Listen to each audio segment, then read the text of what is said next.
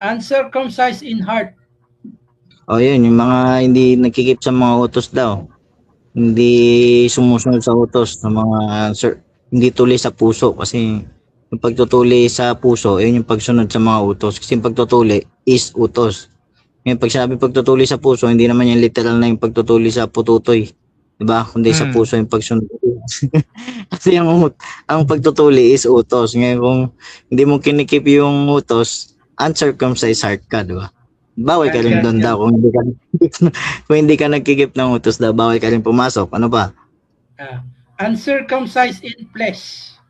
Ayan, circumcised ng pututoy na talaga yan. Ayan na talaga yung sa ano talaga, yung circumcised ng pututoy na. O, bawal din tayo mga supot daw ha. Ayan ang sabi dyan ha. Hindi naman tayo nagsasabi yan. So pa, bawal daw yan dyan din.